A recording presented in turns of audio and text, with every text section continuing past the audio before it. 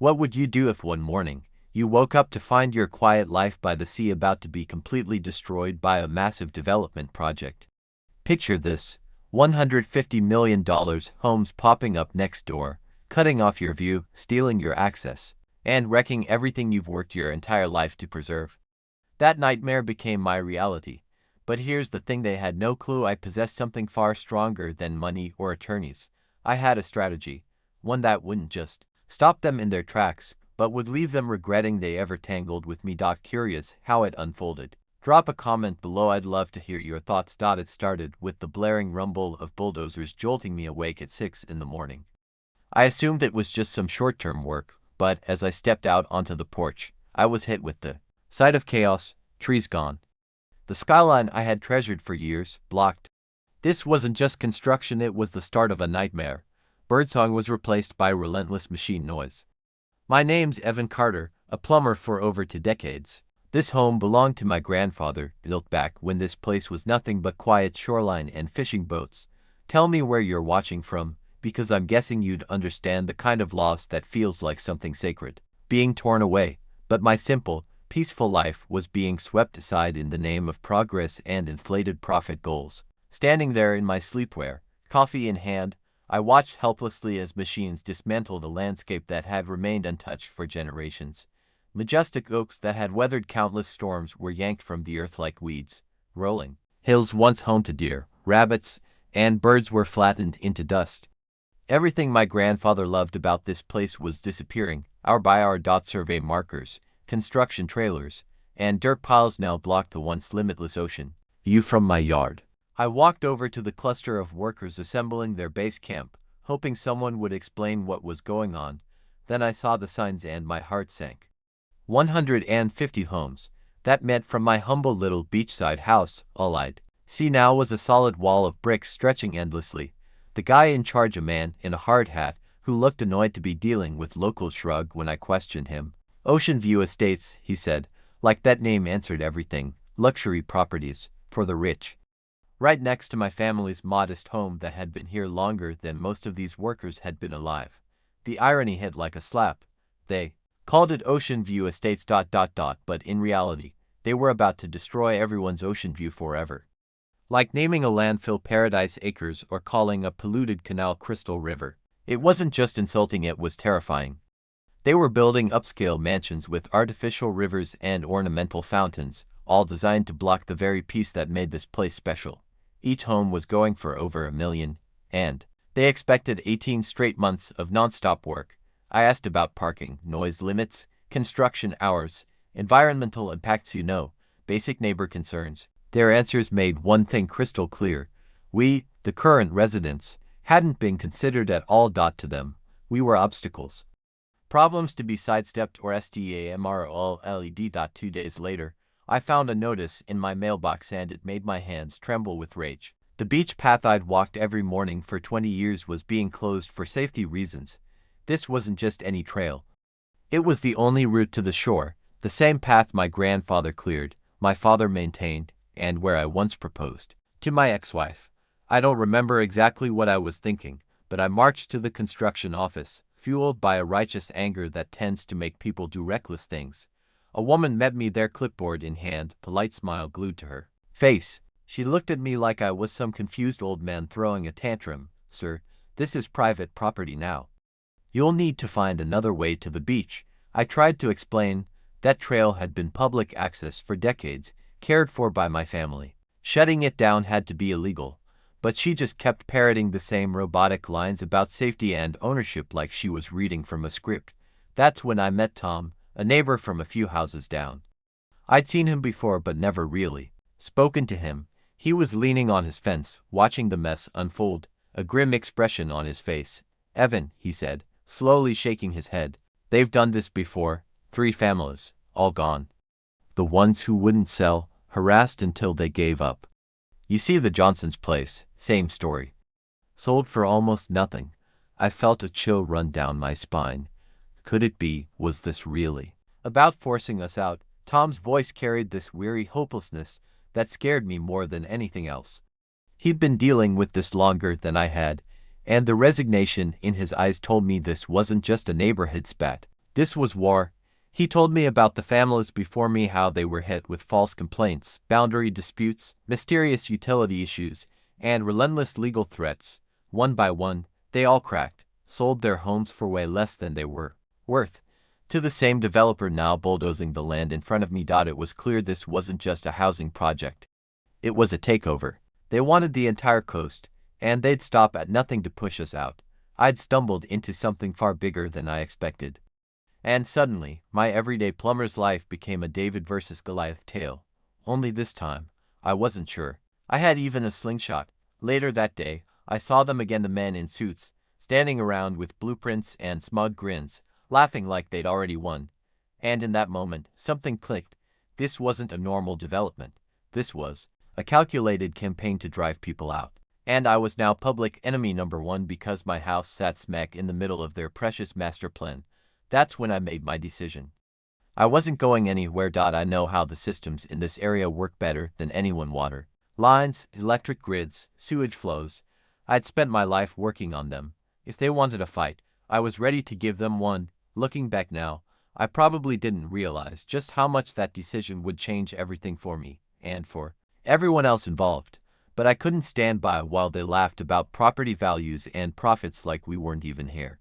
An idea began forming in my head, risky, maybe illegal, almost definitely reckless. But it felt like the only way to even the score. Was I brave enough to go from hunted to hunter? My first move was simple, smart, and totally legal. I decided to create a natural barrier between my property and theirs. I spent the next weekend mapping out a plan and buying 20 tall, healthy pine trees from the local nursery, each one hand-picked to grow strong and tall. I planted them right along the border, forming what I proudly called my green wall. Once grown, they'd shield my view from the monstrosities being built, offer some peace, and maybe even bump up my property's value. They were beautiful, too, transforming the space in a way even I hadn't expected. It took 2 full weekends of digging into the tough coastal ground, planting and spacing those trees just right. Each one cost about $60, and all told, I dropped close to $1,500 on the project, but it felt like the smartest money I'd ever spent. A peaceful stand against an aggressive invasion. I was finally feeling proud of how I'd handled things. Like, I'd found a dignified way to push back. And then she showed up. 3 days after the last tree went in, she marched straight to my gate, blonde, stiff-faced, and walking like the entire neighborhood owed her something. I didn't need to hear a word. The way she carried herself said it all. Trouble had arrived. She moved like someone who believed the world belonged to her. Her expression made it clear she hated everything about me, my trees, my house, probably the air I was breathing. I wasn't sure what she was about to say, but nothing could have prepared me for the tidal wave of arrogance that followed. She introduced herself like she had some made-up authority, the kind that gets results by intimidating people rather than relying on actual rights. Her entire attitude screamed, "I've done this before and I always win." She wore a high-end business suit that probably cost more than I shell out for my mortgage each month. She had the unmistakable air of someone unfamiliar with being told no in any setting that mattered. "I'm Susan Green, president of Ocean View Estates, ha," she declared, skipping over any niceties like a greeting or a polite excuse for the intrusion. "These trees need to go, immediately." I turned my eyes from her to the row of lovely pine trees, newly planted and already settling nicely into the earth, then back to her face now contorted with sheer indignation. The trees were squarely on my land, well within the boundaries confirmed by a recent survey. They were healthy, attractive, and improved the appearance of the property, something any reasonable person would welcome. "Why?" I asked, sincerely, baffled. I couldn't wrap my head around what issue she could possibly have with trees on land I owned. "They're on my property," she snapped. Her answer actually made me laugh, though not because it was funny. "They're blocking our residents' ocean views." She said it like I was some kind of fool for not immediately grasping how my trees were a problem for houses that, as far as I knew, hadn't even been built yet. I had to pause for a second, just to absorb the ridiculousness of her logic. Ocean views, what about my view? Her 150 luxury homes were now obstructing the ocean panorama my family had enjoyed for 3 generations. The audacity of it was staggering. Here she was, standing on my land, demanding I rip out trees because they might interfere with imaginary views from homes still on paper. I wish I could say I stayed calm, but any person with a functioning mind would have snapped at that point. Her reasoning was so backward it was almost surreal. She wanted me to compromise my property so people building over others' views could keep theirs intact. As I pushed back on her completely irrational demands, her tone turned icy and ominous. You don't understand the situation you're in. We have top-tier attorneys and unlimited funds for legal battles. I suggest you comply with our reasonable request. There was no mistaking her meaning. This wasn't friendly advice. It was a threat, delivered with the poised certainty of someone who'd pulled this exact stunt before and probably gotten away with it. It was clear now I wasn't dealing with a confident person. I was dealing with a seasoned manipulator who used legal intimidation, community pressure, and psychological tactics to bend people to her will. She handed me an official-looking letter, demanding the trees be removed within 72 hours. The letter was laced with references to fabricated HOA rules that held no weight in our area. Expensive letterhead, legal jargon, tools clearly meant to terrify people unfamiliar with their rights. That night, I dove deep into researching property laws, HOA boundaries, and every ordinance that might apply. My eyes burned from hours of staring at my screen, but what I learned didn't surprise me. Susan's HOA had zero jurisdiction over my property. I wasn't part of their community and had never signed anything that bound me to their rules. Her demands weren't just overreaching, they were legally meaningless. But she was banking on the idea that I wouldn't know that I'd fold under pressure like others had. It was her standard move: make threatening, official-sounding demands, wave around costly legal consequences, and bet on people caving to avoid the fight. She chose the wrong guy. Years of dealing with bureaucratic headaches in the plumbing industry had taught me how to spot a bluff. And I wasn't about to get pushed around by someone whose only real weapon was fear. 3 days later, I woke up to discover that 8 of my pine trees had been poisoned. Herbicide had been poured around the roots during the night. My security cameras caught 2 strangers at 2 a.m., moving methodically from tree to tree, using spray bottles with what appeared to be industrial-strength chemicals. This was personal now. They had declared war.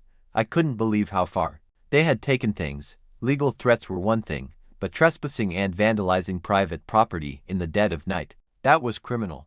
That's when I realized Susan Green wasn't just a power-hungry HOA president. She was someone willing to break the law, cross ethical lines, and commit crimes to get her way. The dead trees weren't just a warning. They were a message: give in, or things will get worse. I called Frank Miller, my lawyer and an old college buddy, who had helped me with legal matters in the past. I sent him the footage of the vandals.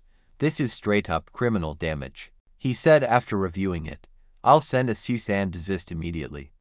And we should think about filing charges. Frank's letter got their attention. The HOA backed off temporarily, no doubt to regroup.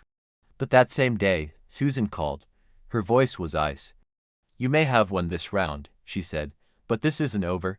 The way she said it chilled me to the bone. It was a clear warning. She wasn't finished, not by a long shot. Had I pushed her too far? Or was this only the beginning of something much worse?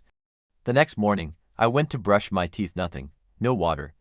Not a single drop. I checked every faucet, kitchen, bathroom, laundry room, even the hose outside. All dried up. My heart pounded as the realization set in. At first, I thought it might be a citywide issue. Maybe a burst pipe or scheduled maintenance. But when I called the water company, they confirmed no outages, no problems, and no work being done in my neighborhood. Everyone else on my street had normal water pressure. That's when I knew without a doubt this was no accident. This was Susan, and this time, she'd gone too far. Cutting off water isn't just petty, it's inhumane. No water means no showers, no toilets, no cooking, no cleaning. Life without it becomes unbearable. This was meant to break me, to force me into giving up my rights just to live a normal life again. And honestly, it was working. The move was cruel, but from a tactical standpoint, disturbingly effective. I stepped outside to check the main valve. What I saw hit me like a punch to the gut. A thick industrial padlock had been slapped on the valve, sealed tight with professional-grade adhesive. This wasn't spur-of-the-moment sabotage. It was carefully planned and expertly executed. I stood there for what felt like a full minute, just trying to make sense of it. They hadn't just shut off my water. They had taken steps to ensure it would be a nightmare to restore it.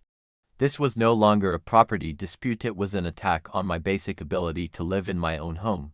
The message was loud and clear: surrender, or prepare to suffer. It felt like a violation, deeper than just property damage, like someone had stolen the very foundation of my daily life. I called Frank right away. When I explained what happened, he was furious. "This is criminal," he shouted. "That's harassment, maybe even extortion, and absolutely illegal interference with utilities. We're going to take them down for this." But even with Frank in my corner, I knew the legal system wouldn't give me relief overnight. Court cases drag on for months or even years. Meanwhile, I was living in a house without running water. No showers, no dishes, no laundry, no toilets. This was psychological warfare, and it was working. More than I wanted to admit, I started doubting myself, wondering if maybe I should just sell and find peace elsewhere. The stress was eating at me, wrecking my sleep, killing my appetite, making it impossible to focus on work. And deep down, I knew this was exactly what she wanted. Susan had played this to perfection. She shut off my water, waited for me to buckle under the stress, and planned to swoop in with an insulting offer for my property, one that might seem fair to someone desperate to escape a nightmare. But something in me snapped back. An instinct from years as a plumber suddenly jolted awake like a survival reflex. After 2 decades spent installing and fixing water systems all across this coastal region, I felt something shift. I dove into the area's plumbing schematics with renewed focus and a sense of professional urgency. If they had the ability to cut off my water with a central switch, then somewhere out there, a main water source had to be in control. I pored over hours of records at the county planning office: utility schematics, permits, infrastructure diagrams, documents most people never even know exist. That's when I realized it was time to speak to Harold Wayne, arguably the most respected retired plumber in the region. In our field, Harold was a legend. If anyone understood the plumbing systems better than the engineers who designed them, it was him. He'd spent 40 years laying pipes for homes and major municipal systems alike, responsible for nearly half of the infrastructure in the county. Harold lived 10 minutes away, in a modest house surrounded by the sort of controlled chaos only a true master craftsman could manage. His garage overflowed with fittings, valves, diagnostic gear, and manuals that most modern plumbers wouldn't recognize. When I explained my situation in full, Harold's expression turned grim, a mixture of professional concern and something personal simmering just beneath the surface. "I know this water system like my own reflection," Harold said, leaning back in his chair. "I worked on every major line in this area over 4 decades. But what's got you so focused on that new luxury housing development?"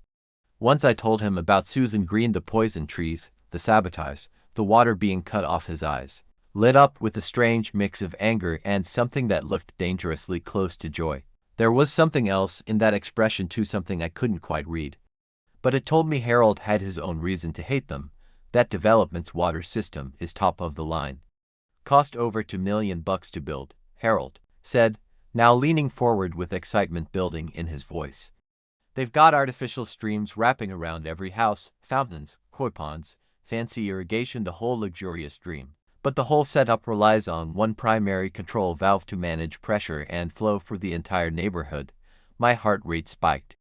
I knew where this was going. "Where's that valve located?" I asked, trying to mask the adrenaline rising in my chest. But Harold chuckled, a deep, satisfied laugh that spoke of poetic justice. "Right next to your property line. They put it there for easy maintenance, never realizing it sat beside land owned by their enemy. The irony's delicious. Susan Green's pride handed you the weapon to dismantle it all. Then came the real reason Harold was so invested: his granddaughter." His voice cracked slightly as he spoke, but there was a quiet fury under every word. "She inherited a small plot from my late wife. Susan's people bullied her for months, legal threats, constant pressure, until she sold it for pennies just to escape the harassment. Single mother. She couldn't fight back. She moved away, heartbroken. They took her future for a profit margin. I've waited a long time for a chance to hit them where it hurts." When Harold described that valve, and I fully understood what he was proposing, I felt like I'd found a weapon that could finally level the battlefield. But did I have the guts to use it? Harold and I began scouting. We charted patrol routes, marked blind spots, and gathered intelligence. We didn't have Time to spare. This was our one chance. The valve had protection, but not enough. With the right tools and timing, we could get in. But if we were caught, the consequences would be serious. The guards only watched the main gates and common areas. No one monitored the hidden infrastructure zones. The valve was tucked behind a screen of decorative landscaping and fake boulders, invisible from the road. During our recon runs, we timed the security patrols, mapped camera blind spots, and marked the zones where we could move undetected. I can't fully explain what I was thinking during those planning nights. Part of me knew this was dangerous, maybe even illegal. But every time I remembered waking up without water, my resolve hardened. This was no longer about payback. This was justice for Harold's granddaughter, for Tom, and for every family pushed out by these people. We weren't pulling a prank. We were launching a resistance against greedy elites who thought their money made them invincible. Harold brought the experience.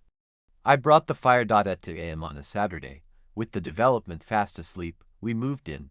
My heart was pounding like a drum, but my focus never wavered. Harold had tools that looked like something out of a spy thriller: lockpicks, electronic bypass kits, voltage meters, and plumbing gear even I didn't recognize. Despite my 20 years on the job, we slipped in through the woods behind my house, avoiding the motion detectors by the main entrance. As we approached the valve, the air grew heavy with tension. A single mistake could ruin everything. I imagined footsteps behind us at every moment. The adrenaline was pure electricity, thrilling and terrifying. The electronic lock was more advanced than Harold expected. For 15 agonizing minutes, he worked in silence while I stood watch, sweat dripping despite the cool night breeze. Harold's hands were steady, trained by decades of solving mechanical riddles. Still, even he seemed challenged by the system. Almost there, he whispered. I realized I hadn't breathed in minutes. Then, with a satisfying click, the lock gave way, but our trouble was only beginning. When Harold opened the housing, there was no flow, no rushing water. His curse was quiet but intense. What now? I asked. There's a secondary valve on the opposite side of the development. We'll have to open both to affect pressure properly. That meant sneaking across 200 meters of enemy territory right into the most secured section of the development. 10 times more dangerous. This was the point where it stopped being mischief and became something serious. If you were me, would you have backed down? I stood in the dark with Harold waiting on my decision. We moved forward. To reach the second valve, we had to crawl military style through fake tropical landscaping, duck beneath bridges, crouch behind decorative boulders and imported palm trees, and freeze whenever we heard even the faintest sound. The entire complex was a maze of artificial beauty designed to create a fantasy of paradise for the rich, but built on stolen ground. We avoided at least 3 visible cameras, probably more hidden ones. Twice we had to melt into the shadows as residents walked their dogs along manicured paths. Once, a security cart rolled by so close I could hear their radios crackling. My knees were shredded from crawling across stone.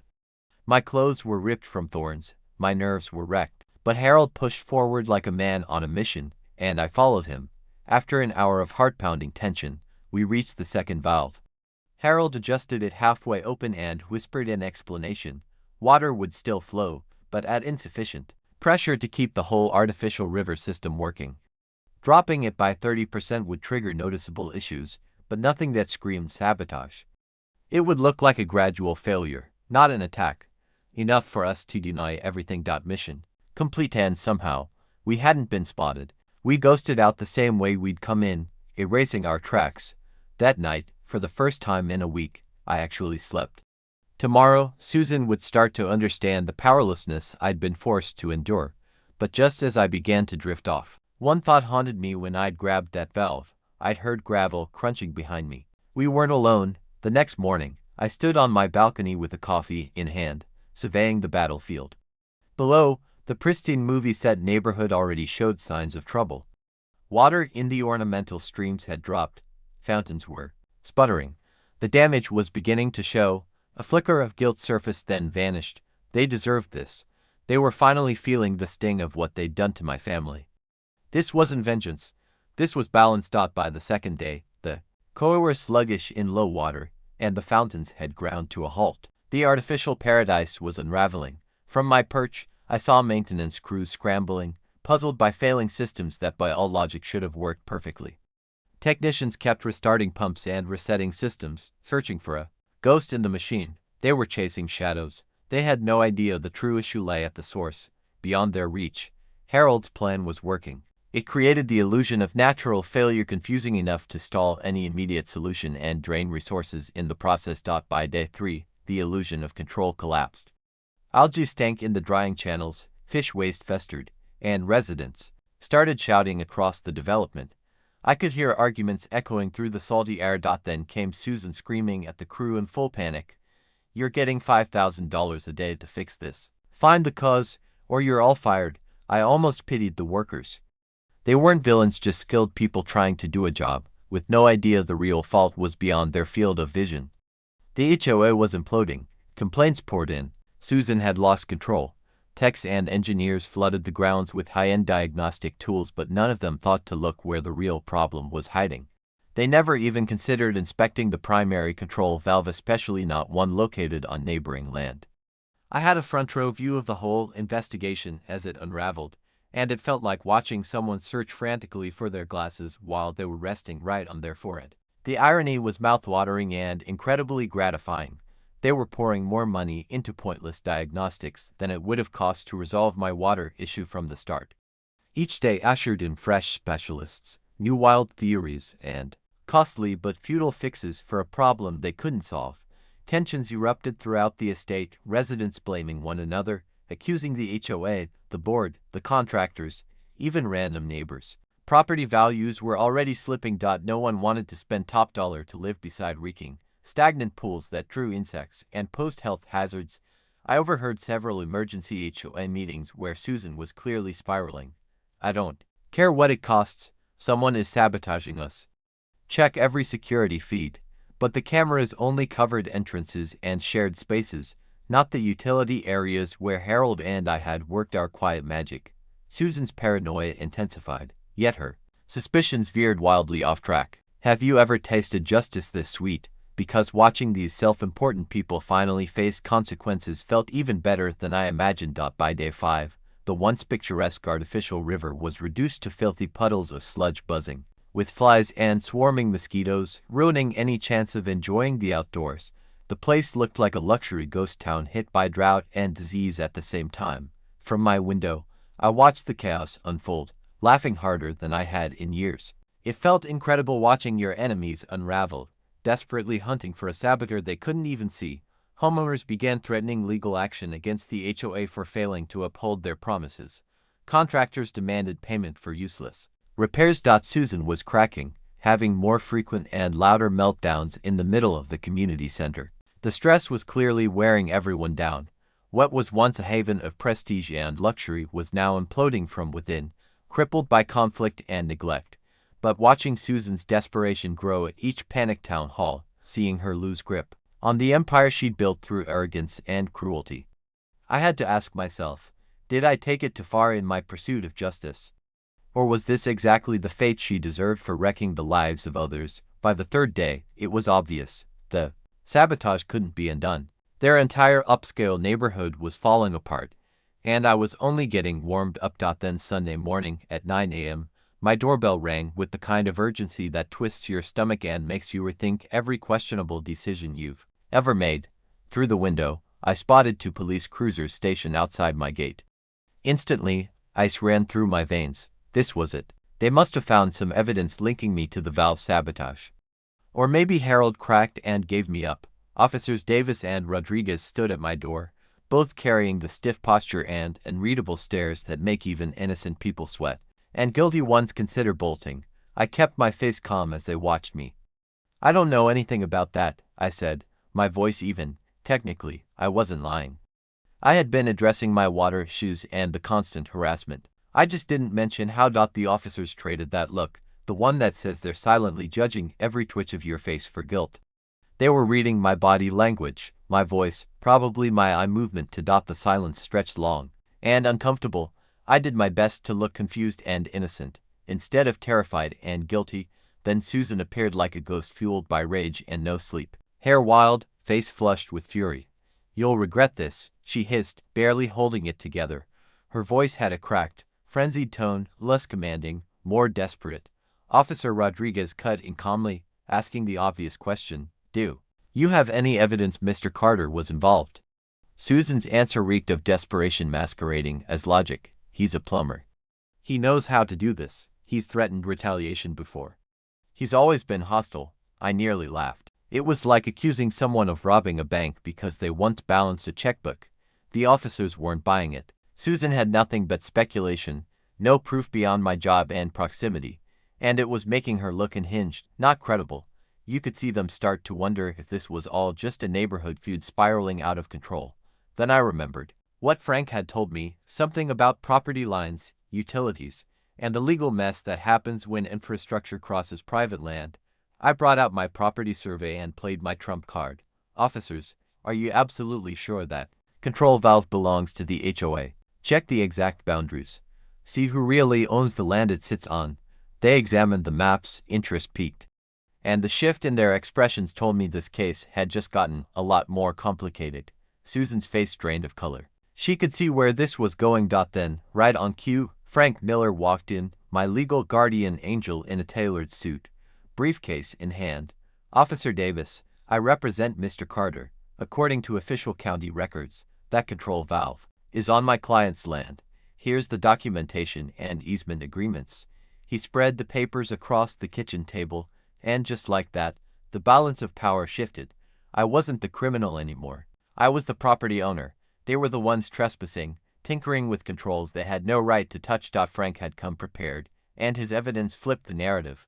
The officers dug deeper into the HOA's record, uncovering a history of harassment complaints, property damage reports, and legal intimidation tactics. Susan panicked.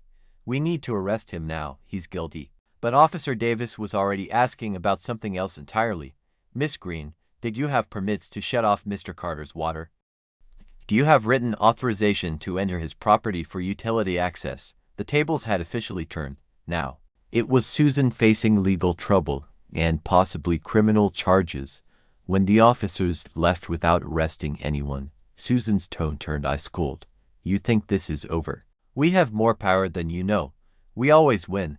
I knew she meant it. The real battle was still ahead, the one that would decide who controlled this stretch of coastline. 2 weeks later, I stood in court for the biggest legal fight of my life. Susan and her high-powered attorney, Richard Coleman, sat at the plaintiff's table like seasoned generals. Frank and I, by contrast, felt like underdogs, David versus Goliath. The courtroom was grand and intimidating. High ceilings, dark wood, and heavy silence that made me feel out of place, like a small-town plumber way in over his head. But Frank had confidence. He said we had a solid case, and I believed him. Besides, we had a secret move no one saw coming. Richard began with theatrical flair. "Your Honor, the defendant intentionally sabotaged our client's water system, causing over $2 million in damage to an upscale residential community. We have video footage of him near the valve, clear evidence of intent and opportunity. They played footage of me and Harold near the valve. Without context, it looked bad." I studied Judge Thompson's face, watching how he responded. Susan followed with her usual performance. "He threatened revenge. He's been antagonistic since day one." My palms were slick with sweat. Their story was compelling, portraying me as a bitter neighbor who took things too far. But Frank stood firm. "Your Honor, my client was on his own land. He is, in fact, the victim, subjected to illegal utility shutoffs, property damage, and systematic harassment by this HOA." He presented the herbicide evidence, the water sabotage, and the HOA's long track record of pushing people out. Frank told the real story. A well-funded organization using its power to ruin lives, until someone finally fought back. Richard objected constantly, but Frank's argument grew stronger. The courtroom was tense. Both sides had laid their cards on the table. Richard gave his final plea. "This is criminal revenge, plain and simple. We demand full compensation." Judge Thompson looked deeply thoughtful. "We need time to review property lines before making a final decision." But Frank leaned forward, ready to make our final move. "The valve is on his property. Their claim doesn't hold. And now, my client chooses to exercise his rights by restoring the water flow." I texted Harold. "Just 2 words, do it now." Panic broke out across the room. "What's happening? Stop them." But it was too late. Harold was already at the valve, A seasoned pro with the tools and the timing, water surged through the pipes. The entire development was suddenly overwhelmed. The dried-up artificial river roared back to life, but this time, uncontrolled. Within minutes, sirens blared outside. Chaos erupted. Susan's prized features had become her downfall. The lavish homes were now a disaster zone, flooded beyond recognition. The clerk burst into the room, breathless. Emergency at Ocean View Estates, residents evacuating, structures flooding. The judge glanced outside, seeing ambulances and fire trucks streaming past the courthouse, my mansions. Susan wailed, then fainted on the courtroom floor. Richard stood in stunned silence, his entire case washed away. Judge Thompson, barely hiding his satisfaction, declared, "It seems this dispute has resolved itself through proper use of property rights."